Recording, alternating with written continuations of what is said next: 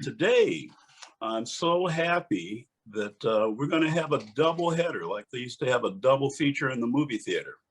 We've got not one, count them, two good friends of mine and great arrangers and master musicians. They're going to share a little bit of that secret sauce that everybody can use. We have the wonderful John Altman, who's a fixture in the business. Everybody knows John. Over 54 movies under his belt, countless commercials, hit records, platinum, gold, everything that you can imagine, the James Bond films, GoldenEye, the new one that's coming out, No Time to Die. So many awards, Monty Python, he's worked with Diana Ross, Tina Turner. I can't count how many people in different genres, which is pretty amazing. So he's going to explain a lot of details today. You're going to enjoy it immensely. Also, on top of that, if that wasn't enough, we've got Richard Niles, the very famous arranger and author. And everybody, again, knows Richard. If you've ever heard one of my favorites, Swing Out Sister, do their amazing hit Breakout and the rest of the album and everything else. And Paul McCartney, Ray Charles, just everyone that you can imagine, he has graced their records. And he's going to tell us what it's all about as well. And as an example, one of the things that they're going to do to bring these ideas forward is to take a very simple song that everybody knows from nursery school and show you the way that they put that together unbeknownst to each other, so that you'll have both approaches that are completely different and both excellent. And that's going to be one of our teaching tools today. So with that, we're going to get started, and I'm going to start by turning that over to John. As Sylvester said, I've been very lucky, as has Richard, to basically to work in across the board, really, with movies, commercials, records, various artists, ranging from George Michael and Rod Stewart through to Tom Jones and Tina Turner.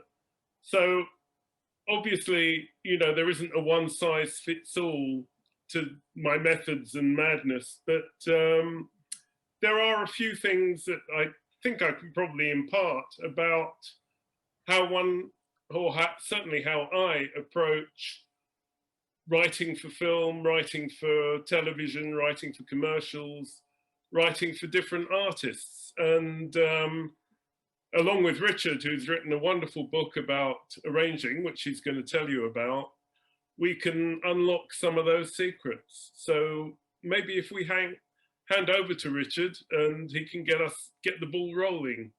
The reason why I wrote this book is because for years and years, people have been asking me, come on, Rich, write a book about arranging. And I didn't want to do it because there are a lot of really great books about arranging.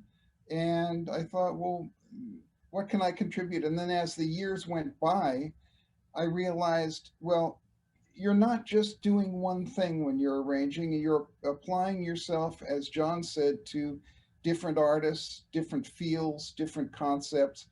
And to me, because I came from a film background, my stepfather and mother were writers, and I watched their process of writing films and TV scripts. And I think that music, of course, is just another form of storytelling. And the interesting thing about the arranging side of it is that you're telling a completely different story based on the song and the artist. So that's kind of fun to say, how do I do this way instead of doing it a different way? And as John said, it's not one size fits all. It's really a matter of learning different ways to express different feelings. Now, of course, there's a technical side to it. And so in my book, the whole way I wanted to present it was very simply. I think there's a lot of mystique about music and about arranging and composition and all of that stuff, but it's really as logical as saying the man got out of bed, he made breakfast, he went downstairs, he walked out of his door, and he stepped into the street and got hit by a bus. Now that's a story. It has a beginning and a middle and end, and I think that an arrangement has that too. And so in my book, I first of all do the technical stuff, which is orchestration. Then I go into musical stuff. Of course, I assume people have a good basic knowledge of music theory. And I talk about voicing techniques for different instruments. Then I move into arranging tools. And what I mean by that is all the different little ideas of how you can do certain things. And then at the end, I talk about overview kind of conceptual things. And I hope that the book displays the whole field of being a professional arranger and composer in a way that's easy to understand and straightforward. And one of the things that I've gotten as a comment from people, which I think is very amusing, they say, your exercises, they're completely psycho, they're crazy. You know, nobody would ever write, you know, a tune, an arrangement for 5 harmonicas. But that's the whole point of it. I mean, I think one of the reasons I did that is because I learned from being put in extreme positions. And that's really, when somebody asks you to do a job, the word that you say is yes. So then after you've said yes, you have to figure out how to do that, how to actually fulfill what they asked for. And sometimes it's completely crazy. Sometimes it's straightforward. It's something you've done before. But as John will tell you, because both he and I have a kind of pan whatever it is approach to music. You know, it's not a matter of style. It's a matter of understanding those styles and being able to do X, Y, and Z, or in John's case, Z. So yeah, so that's the whole idea of that. And for today, when Sylvester first called me about, you know, how would you like to do something again? I said, well, I'd love to do it with John because he's always fun to talk to. And also I thought, why don't we do something where we just take a simple nursery rhyme and we both arrange it and see what we come up with, and then we can explain what we did. And I think we have your granddaughter to thank for the choice of the nursery rhyme, Twinkle Twinkle Little Star. And there we are. And that's the whole overview of what we're going to do today. Sounds good. Now, by the way, you were talking about extreme situations, you know, 5 harmonicas, 9 tubas, that sort of thing. Can you recall any examples of that where you got put on the spot and had to do something totally out of bounds? Okay, that's a big question, but I'm going to give you one small example of it, which is that I gave myself the brief to write I wrote a song called Blue Movies, and it was a blues kind of, like a Stax tune or something like that, an R&B kind of thing. And then I wanted to have baritone sax lead. And then I was talking to a friend of mine, and he said, well, you know, you could have 5 baritones. And I thought, oh, what fun. And then I had to figure out how to write for 5 baritones so that it would sound any good. Because it's a big orchestration problem, actually, I found very quickly. Despite guys who can play high and off the horn, it's still quite a thing. So I had to work that out. And that came from sort of my own brief and then pushing myself to do it. I got it. Oh, I actually did an arrangement for a very good friend of mine who is associated with the Monty Python group, Neil Innes, who wrote all the music for them. And I decided, and again, it was similar to Richard, I decided that I wanted 3 baritone saxes, which was a similar sort of thing. And I wound up playing one. I very rarely played on anything that I arranged, because I found, and I don't know if Richard finds the same thing or found the same thing, but if I wrote an arrangement and then played on it myself, my focus moved to, am I playing well? Maybe I could play that better. And as soon as that becomes your focus, you lose sight of the overview. You're dead. On that particular occasion, I decided to play one of the three baritones and play the baritone solo because it was my vision of what the track should be. If the other two baritone players had turned up, they would have probably gone, what on earth is this? Why have you written for three baritones? Exactly. And again, if I can raise a point about another film I did that was set in the 1930s in the UK, I had in my head the sound of a very famous English film star and variety artist called George Formby, who played a banjolele, which is slightly obscure. It's a combination of ukulele and banjo. And I decided for my score, I would have three of them plus acoustic guitar. So I booked three banjoleles. Two of the guys had never seen one, let alone held one, and had to go and rent them from a specialist shop to do the sound. But it was exactly the sound that was right for the film, I think. You know, it worked really, really well. And our mutual friend Mitch Dalton was one of the banjolele players. Wow. Great. I used to do a lot of commercials with a particular advertising agency, and the man at the agency, one of the creative directors, made a habit of finding obscure pieces of music. And he dug up Albrechtsberger's concerto for Jew's harp and orchestra. And Albrechtsberger was Beethoven's composition teacher. And if you hear this, there is a version on YouTube. It's the most extraordinary thing you'll ever hear, because it basically, the orchestra goes, and then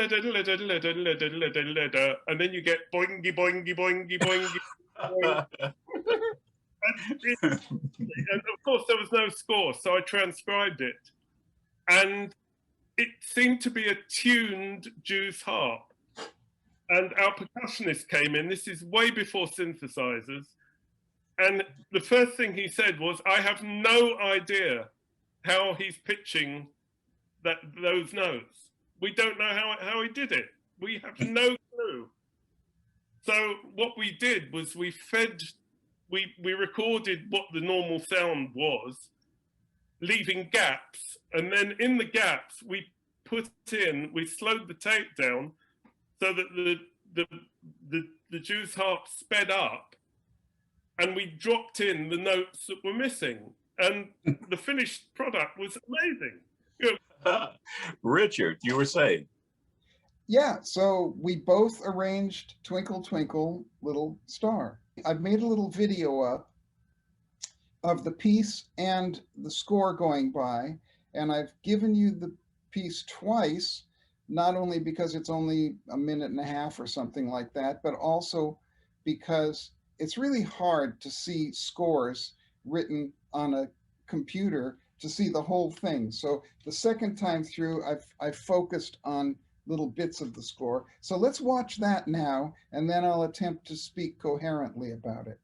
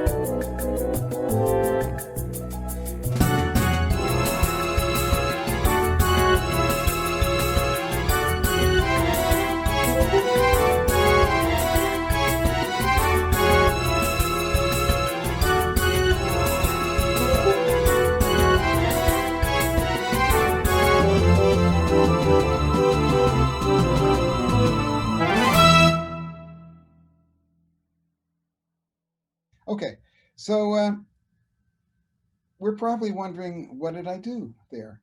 And I have got a PDF that you can download which explains all this, but I'm going to go through it. My first thought when I approached this was, what am I going to do with this that's kind of able to show a lot of different compositional and arranging techniques? So the first thing I thought was Twinkle Twinkle Little Star. That's 7 syllables. 1, 2, 3, 4, 5, 6, 7.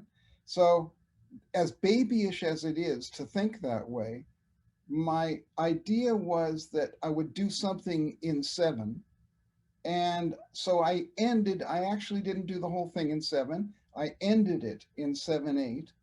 And you'll notice I ended it with 7 bars of 7/8 because I'm a mathematical type guy who never understood anything beyond 2 and 2 is 4. But I managed to do the 7/8. So now I knew I wanted something kind of up and groovy in 7. So now I knew that, and I immediately had this rhythm in my head.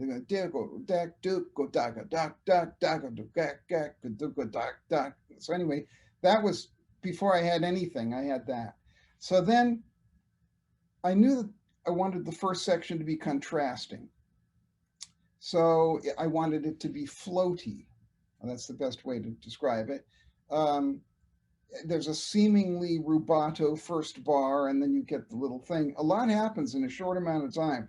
You could extend this piece to obviously 5 minutes, and it would make even more sense, but nevertheless. So the first bar is no time at all, seemingly, and then it goes into a 6, but it's 6/4, so it's much slower than the 7/8 thing. It's now 1, 2, 3. So now I had more time to do stuff, and more time to kind of give a floating kind of feel. But there's still a groove in the bass line of it. If you look, there's still a groove, but it's a more, the bass line on that is more stretched apart. So then I had a little laid back kind of feel that I'd achieved with the bass and the percussion that I'd chosen to use. And in the spaces, I enabled myself to make little comments somewhere. I knew I gave myself space. Now that I had 6/4 and I had a riff, now I had to do the melody somewhere. Well, of course, I was not immediately going to make it easy for myself. So what I did was what I call decomposed the melody, but I kind of I gave you the melody because that was the requirement, but I also gave you not exactly the melody. So it goes, instead of twinkle, twinkle, it goes to ba ba ba, da da ba da ba, and you can see that in the brass. If you go to the brass, there they are. Okay, so they're going za da ba, and then the ba ba is in the woodwinds. Anyway, so there you've got twinkle, twinkle, and of course I harmonized them willfully and sort of like a baby on various wrong drugs. I just chose voicings that I liked. There wasn't any kind of particular theory behind it, but just having some fun with different voicings that I liked that I thought would provide this spacey kind of feel. So now that the melody had been decomposed, I left huge gaps between the melody. As you can see right here on this page, you've got do-do, ba-ba-ba, and then I've got space to do here. I'll talk about this in a minute, the gratuitous blues lick. And then I also didn't want to do a whole different section that was up above the world so high. Instead, I took that part of the melody and I inserted it into the other melody. So it goes da-da-ba-da-ba, and then it goes up above the world so high. So you'll see those. So yeah, you can see that there's like a diamond in the sky, and I didn't know what the words were at the end. So I said, as I said, it's very high, but I didn't know what the real words were. And then the 7/8 section allowed me to finish off the melody of how I wonder what you are. So then what you are became a repeated kind of Montuno that went out, you know, what you are, ba ba ba ba ba da da, what you are, da da ba ba ba da da, what you. So that's what that is. In fact, it would be really fun to do this as a vocal choir arrangement. I would love to get our friend Andrew Kessler to sing all this. But so that was what that was all about. The 16th note figure, da ba do da da da da da, is, you can see if you look at the piano part, you can see how that's actually harmonized with the different instruments that I chose for that. There it is, but there it's written out. It's almost as if I've given you a kind of a cheat sheet. So what are those little voicings I've done? Well, many of the voicings are what I would call symmetric diminished scale type voicings, but I've also thrown in a few straight ahead voicings in fourths, just because I thought of the little melody that is on the top of that, and then I just harmonized it kind of using those kinds of feels. I mean, the fact that there's a riff going on, it's not particularly tonal, but it's not utterly atonal at all either. So you could look at each one of those voicings and see what they are, but they're chosen purely for the sound of the voicings rather than, and the kind of emotive quality of the voicing rather than a tonal, you know, it's certainly not done in any mechanical voicing technique. You know, and it's an interesting, the melody actually starts the what you are, the what you is before the beat. So on the 7/8, you get, the melody is across the bar line, which I also like to do if I can. The next question we'll ask is, why did you do it with an orchestra? Well, I don't know. I just felt that it was a better way. I felt it gave me a lot of possibilities to do it kind of like an orchestral film score, but I really wanted ethnic percussion. I knew that I wanted that for the feel that that could give. However, the big problem is, you know, we're doing this with Sibelius. Now, I prefer the orchestral sounds on Note Performer. They're way better than the normal Sibelius library, but the Note Performer library, if I'm not mistaken, and it may just be my version of Note Performer, but it has a very tiny amount of percussion sounds, and it just didn't have enough variety. So I went back to using the normal sort of Sibelius sounds because it had more percussion.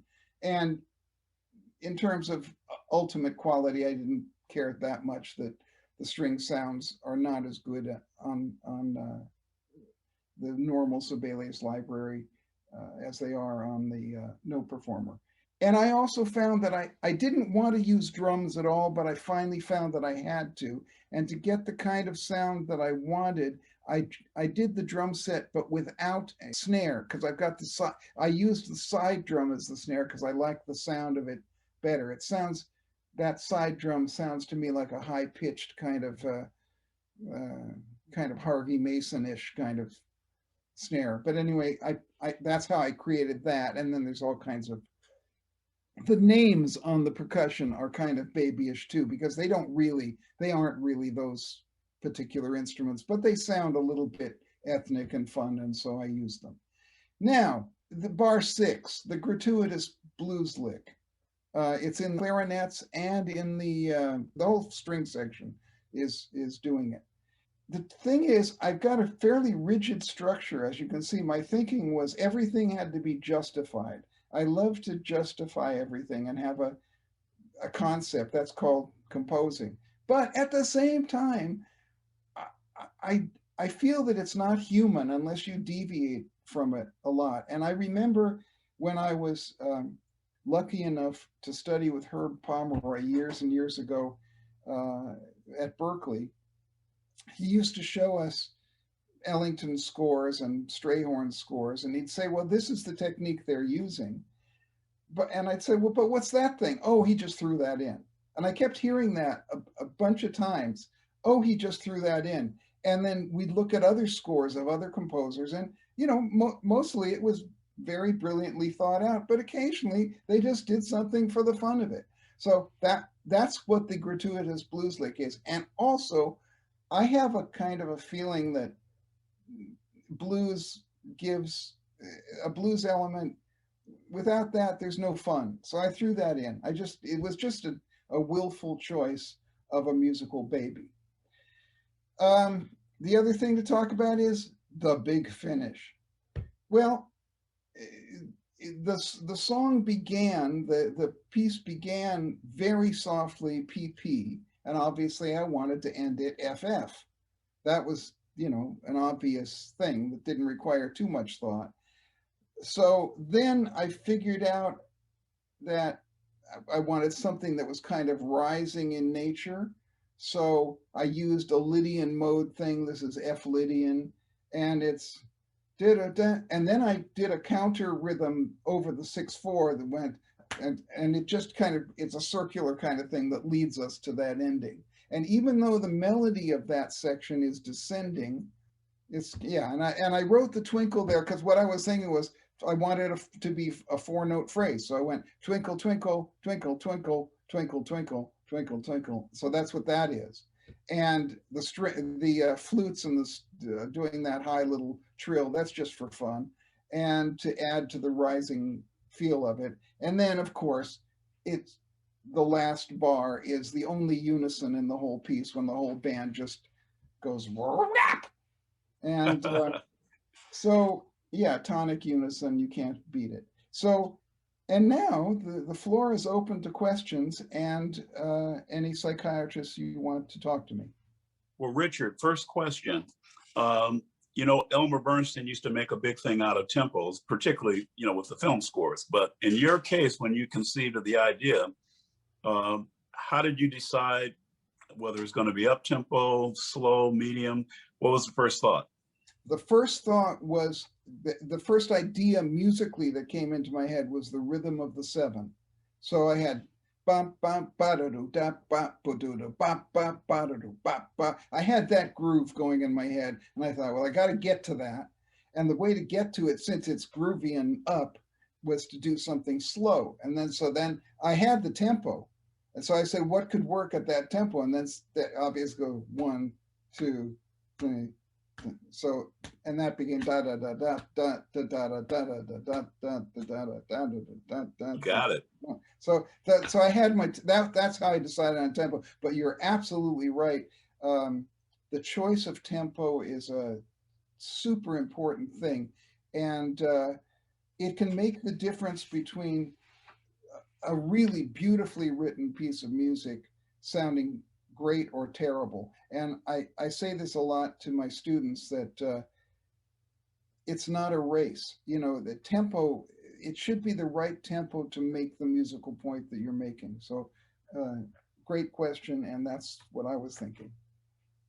Glenn, do we have any questions from the floor? Oh, here's one that just popped in from John Keller. Thanks for showing us your incredible arrangement. In the last bar, why does the snare drum start to build up later than the other instruments? Because if it starts with it, it has nowhere to go. But yeah, if it starts without it, then it has somewhere to go that's bigger.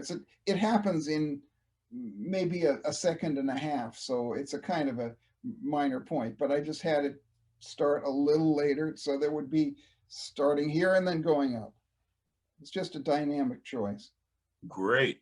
I see a question from Liz. Okay, how wonderful. Why did the bass and contrabass clarinets get buried in the percussion on the score setup? Well, you mean buried from what we can hear, or buried? Look, the thing is, mixing this thing, I did the best that I could. I would dearly love to have mixed it, but what I did was the bass, but I had the contrabass clarinet and the bass clarinet split up the line. So as you can see, it goes da da, and then the bass clarinet takes up the next two notes, and then the contrabass takes up those notes. It's a composite rhythm created by those two instruments, but the acoustic bass is doing both of them. I wish you could have heard, I wish I could have made the bass clarinet and contrabass clarinet louder so that you could hear them, but there's a lot going on, and you know, this isn't a sophisticated mix. I just did the best I could with Sibelius. But yeah, that was the idea, and I'm glad you pointed that out, because I forgot to mention that it's a composite rhythm of the bass. And if you play that on its own, it's kind of fun. I've done that with musicians a lot, breaking up things, and after they get upset with me, they enjoy doing it, because it's hard to hold on to your place in the overall function of time. John Hinchy has asked me to mention your wonderful book, his words, The Invisible Artist. Oh, thank you. Question, do you write directly into Sibelius, or do you start with idea sketch and then explode it to orchestra, or do you write as you go? Very good question. I always try to write some kind of sketch for myself, because obviously I mean, some people are geniuses and they can just start writing and write to the end of the page and that's their piece. But I've never found that that's a very good idea. And even if I write, I don't know if I've got any pieces of that paper here. I'm just going to look. Well, I have these little tiny score pads that are yellow, and they came from, you know, one of those LA places, like, I don't know what they're called, Alpheus Music or Judy Green, is it? Anyway, I have these little scores, and sometimes I'll just scribble down, okay, it's going to open with this, and I give myself a kind of it's just a kind of a general sketch, not even notes sometimes. I mean, if there's a rhythm or a melody that occurs to me, I'll write it in, but I just say, you know, I want this big and brassy, I want this slow and in 7, I want this, you know, whatever. But I never start writing without having some little piece of paper with something, and sometimes it's more exaggerated. But then when I go into the page, I love the immediate feedback that you can get from hearing exactly what you've written. Say, Richard, Yeah. Since our teaching format today is to contrast one against the other, let's pull up John's first, take a few questions there, and then take some mixed questions. Great. All right, John.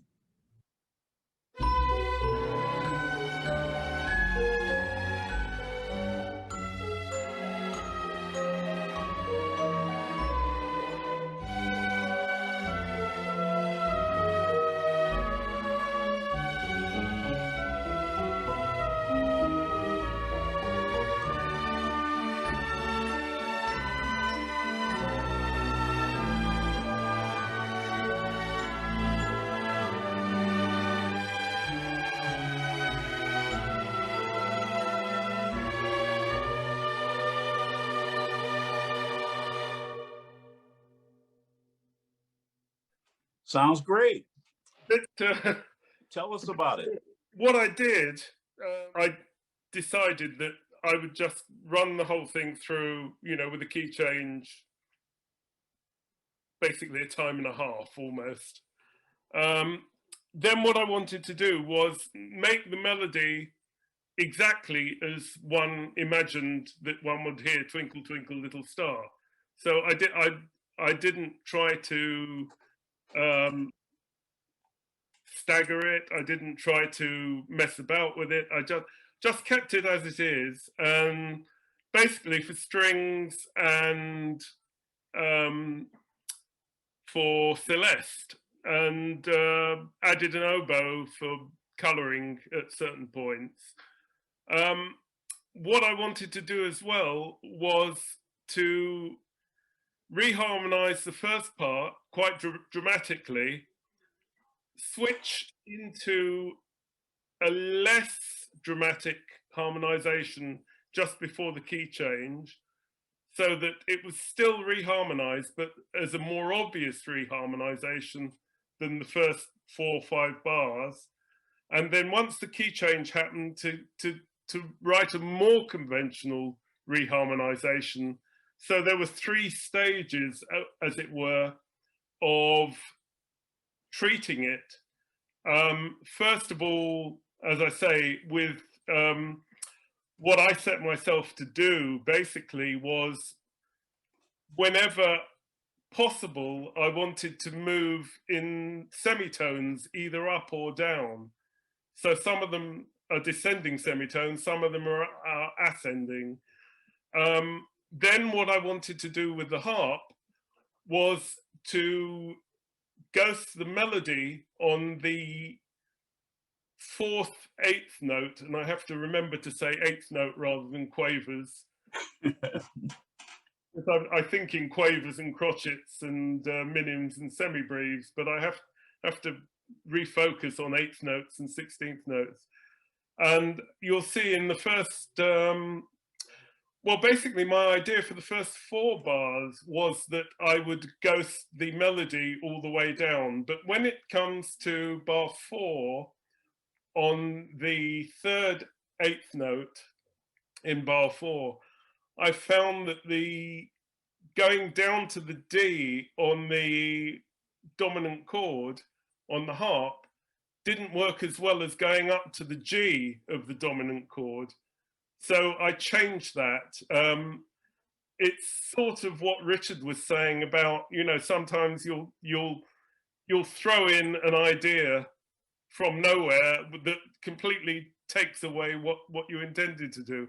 I also intended at the start to start the double basses on the E, descending down to the D sharp, to the D, and then down to the G. Again, I found that the tonic seemed to work better in the basses. I already had the E in the cello.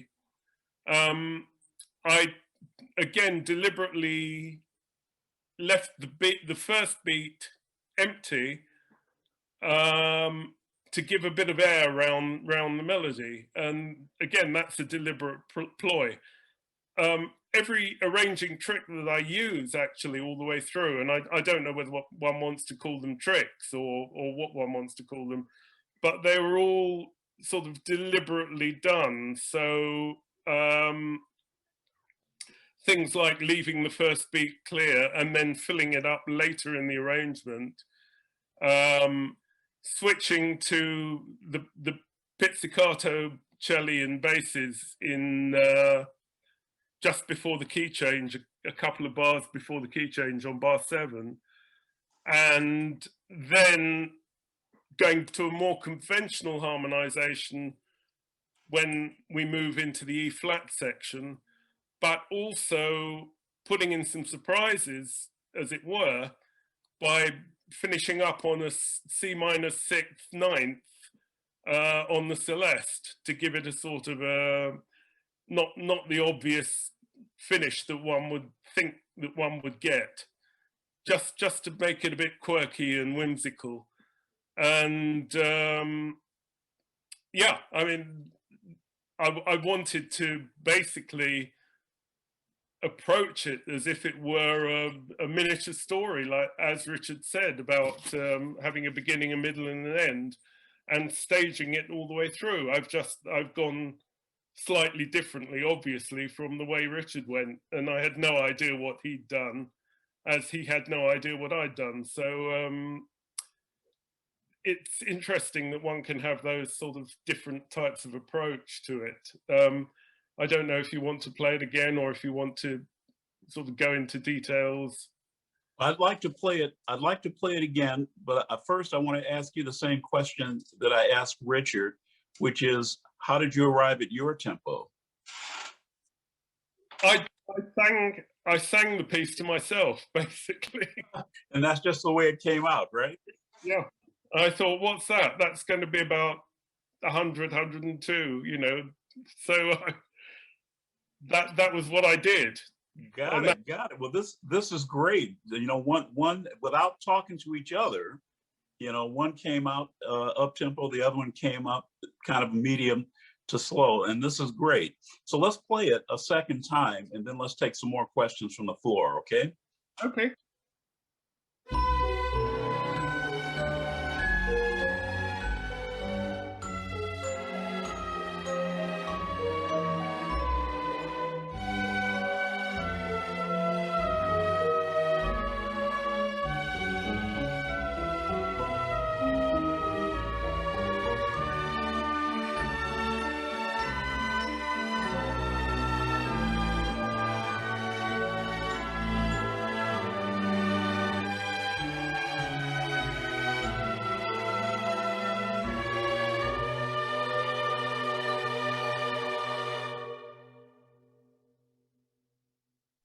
All right.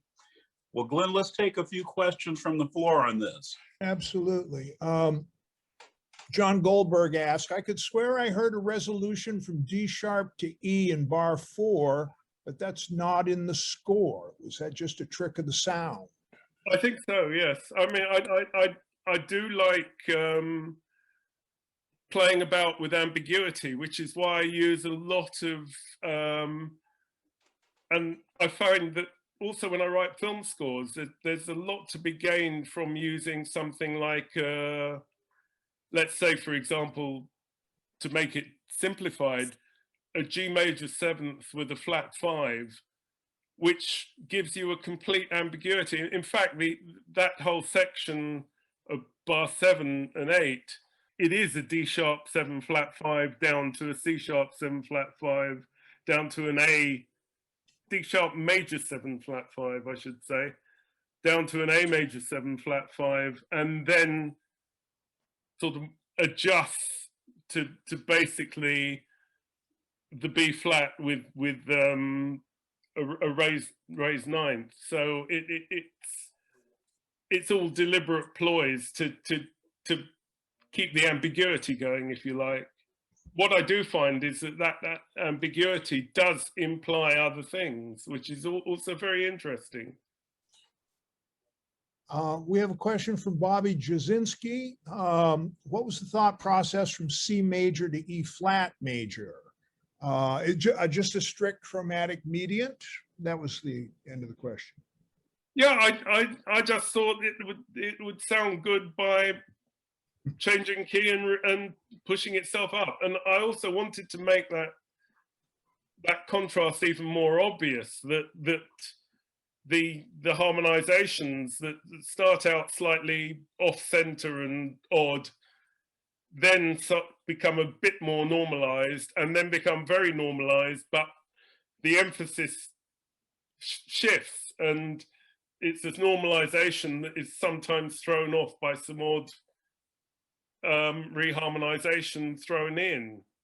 Igor Kogan just asked, could you please elaborate on your reharmonization techniques? Yes, I mean, what I was basically trying to do was, for example, as I said, using the notions of flat 5s and also using the idea of chromaticism, what I tried to do as much as possible was to, if I had some sort of change, for example, from bar 1, where you've got the D sharp in the root, then you go to the G, it's basically the same chord structure on going from the D sharp 7 flat 5 to the G minus 7th flat 5 in the next bar.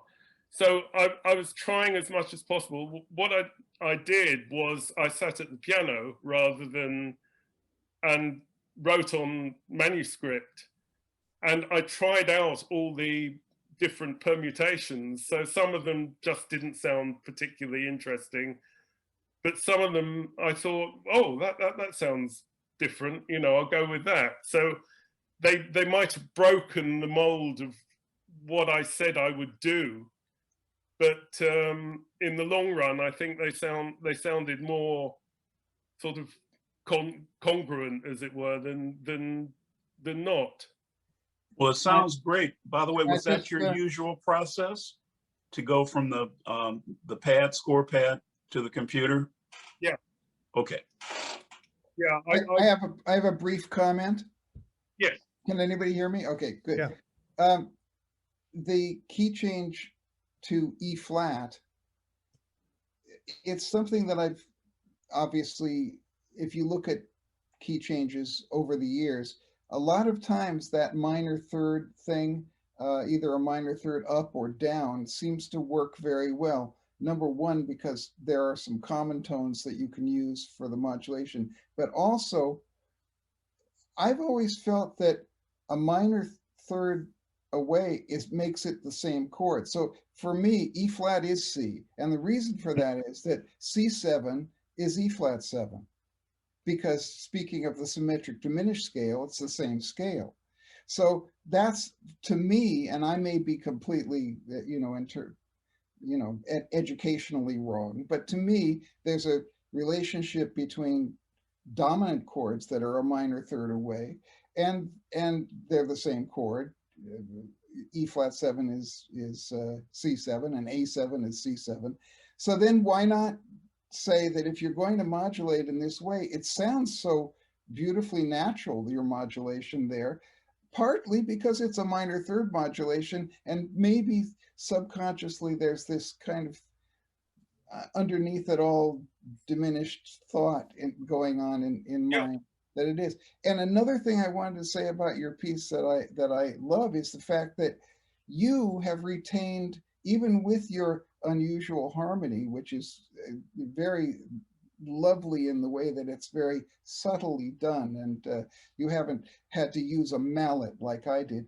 But what I like about it is also with the instrumentation that you've chosen, it's still got the childlike quality of your granddaughter about it, because with the Celeste, and how can it not sound pretty and sweet? Yes, I mean that's what I wanted to do, was keep that element very much to the fore. I didn't want to take it anywhere else. I could have done, of course, but now, John, excuse me, I'm curious about one thing. I know you have a major book release coming out in February. Yeah. Does the new book, does this include some of these arranging techniques and tricks and so forth, or is this primarily all of your amazing stories with the people that you work with over so many years that's going to keep everybody on the edge of their seat? First of all, tell us the name of the new book. The book is called Hidden Man, and it's basically my autobiography. So there isn't really much technical stuff in it, because it's aimed at people who want to know about what was Freddie Mercury like, or how did you get on with George Michael, and what. Well, that just means you'll have to have a second volume, but this one is going to tell the behind the scenes stories of how the sausage really got made. Yes, exactly. But that's an in story for anybody who wants to read it. It's a very funny story, actually. But, all right. Well, we'll be looking for Hidden Man. And I do want to point out that Jeff Kellum has got it in the chat, the email address on how to get it already. So you can pre-order, I bet. The interesting thing, I do go into my thought processes on, as I said, God on the Rocks, which was the 1930s film, because apart from being Minnie Driver's first ever appearance when she was 17, it does sort of indicate why I made certain choices about how I wrote the score. For example, using the banjolele. In the film, there's a little nursery rhyme that the nanny sings to the young girl. So I made that the bridge of my main theme. Mm-hmm. So as Richard said earlier on, you do think about, how do I tell the story of what's going on in the movie or whatever the project is? Music myself. And that's the way I chose to do it. Let me just also raise a question, and this one is for John. Okay, John, you were saying that you use this approach with all of your films. have you ever had an occasion where your conceptual idea that you presented to a director, et cetera, turned out to be like light years away from what he had in mind, where you had to turn it around, not just musically, but conceptually, and change the whole thing? Now, that actually brings up a very interesting point, which is that in the 3 major movie sequences that I've written, and also all the records that I've arranged for, I've never, ever had to present a demo, ever. And that, of course, has changed now. I mean, we're going back to... For movies in particular, yes. We're going back to long ago when you just write something and show up in the studio and you maybe play a theme on the piano to people who have no idea what they're listening to. But I did do one movie where I wrote a particular cue, and the director said to me, "You're inside the action and you should be outside it." And I had to really think about what he meant. And I decided that what he actually meant was I should take a very objective, detached view of what I'm watching and write something that went right across it and had no real sort of, you know, I wasn't tugging at heartstrings. I wasn't, you know, I wasn't saying, look at this, look how sad it is. But I was sitting back like a narrator, a third person narrator sort of. I got it. Sitting back. And immediately I did that, he, you know, his face lit up and said, that's exactly what I was getting at. So but, you interpreted his words into musical thought. Yeah. But got it. Generally, I did find that most people I worked with over the years, because synth sounds were so appalling, you know, way back in the 80s. Oh, yeah. People were prepared just to think, well, I've hired you, I trust you, I'll see you at the session, and I'll be knocked out when I hear a big string section or a brass section or a big band arrangement or something like that. Right. Rich? Yeah, if I can comment on that, I think, John, you'll agree that one of the reasons why people seem to demand demos much more today, and I mean, I'd say for the last 10 years or so, maybe more, and never in my end, even when I first started out and I was an untried kid in London, of 24, you know, people were just willing to trust me. They'd say, oh, you can write for strings? Yeah, great, come on in, be there, this is the tune, be there next Saturday.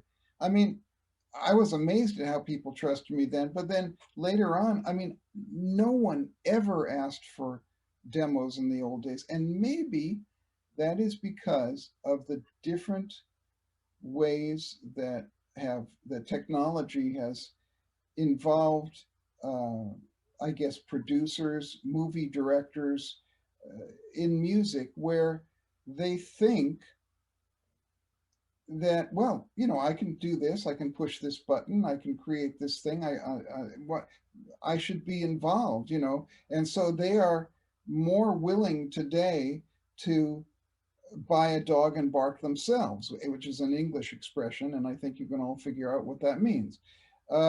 So I think it results in worse music pretty much all the time. There's nothing wrong at all with what John said, where the director said, well, this piece, you know, this part of it, I think maybe you should zig instead of you zag. You know, that's great. Of course, you're there to please the director's vision. Or indeed, if you're making a pop record with a producer, you're there to give them, they say, I don't want it to be so funky, or I don't want it to be so this or that or the other. That's okay, that's fine. But to completely want to second guess you, then, you know, then of course, I believe we would all say, well, just hire somebody else, because you don't really want what I do. I've been lucky, and I think John has had the same experience of being hired because you're getting John Altman. So I really want, I don't want what my ideas are. I can't think of as good ideas as John Altman. So I'm a director. So good, let him do it. So that's what I would do if I had brains and I was a director or a record producer. But at the same time, I think maybe technology has impinged on people's thought process. So they think, well, anybody can put a track together because I can just get a bunch of loops and I can get this and do that and press this button. Well, so I should have a say in this. So, there's my rant over with. Let me just play this video because it really applies to what we're talking about. I feel bad for young composers coming up who believe that the way it's supposed to be is you're supposed to give the producers and a whole room full of people synth mock-ups so they can tell you, oh, it should be louder, it should take out the thing. I just think it's horrible. I was talking to a young producer once who loved that system.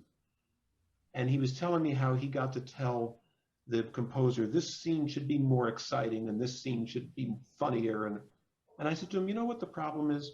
You believe that a score sits outside the movie, looks down on it, and comments on it.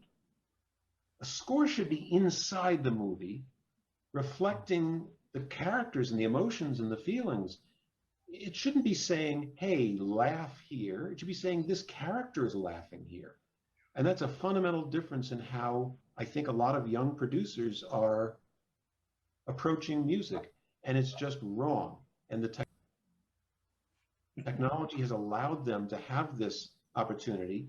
And I think that they have turned composing into something that it shouldn't be, which is an audition process for people who don't know what they're doing. Sorry. That's great. Love that guy. Thanks for playing that. Milton. I went for a meeting many years ago with a director, very well-known director. And he said, I like working, this will date me, I like working with Michael Kamen. And Michael was someone I wrote for as well. And I said, oh, why do you like working with Michael? He said, because he lets me write some of the cues. He said, well, he gives me a note on the synthesizer. And whenever I feel something should happen, I press the note and it makes a noise at the right moment. You have to be hired to do that movie, The Craze. That is too funny. Listen, John and Richard, let me ask you, this might be a good time to take a break if you guys are in the mood.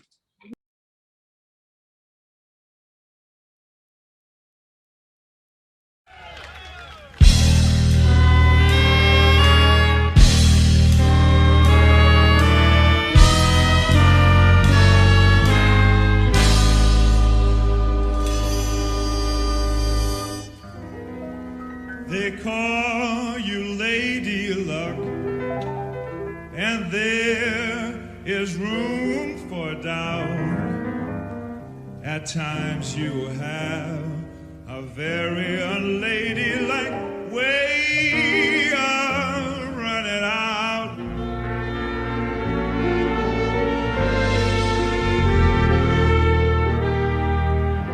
You're on this date with me, and the pickings have been lush, but yet before this evening is over, you might give me the rush.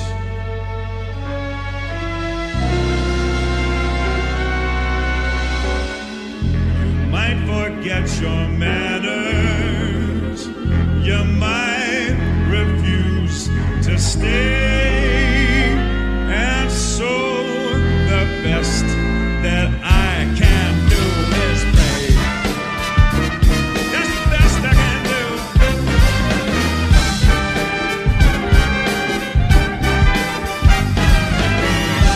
Be a lady tonight. Luck, be a lady tonight. Luck, if you've ever been a lady to begin with. Luck, be a lady tonight.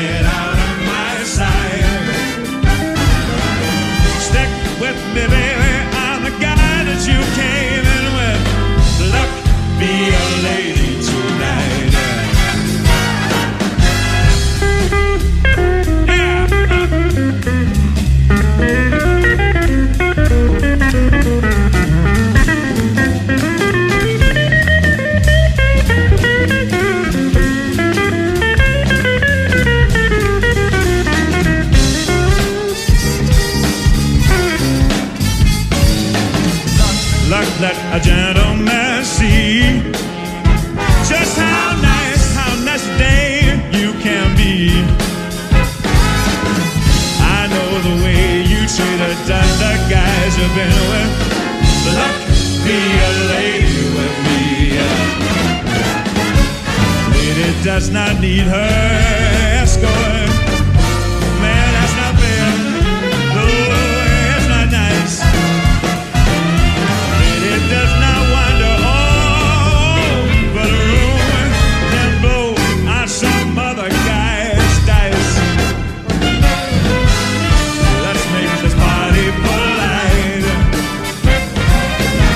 Never get out of my sight. Stick with me, baby. I'm the guy that you came in with. Luck, be a lady tonight. Luck, be a lady tonight. Luck, be a lady tonight. Yeah.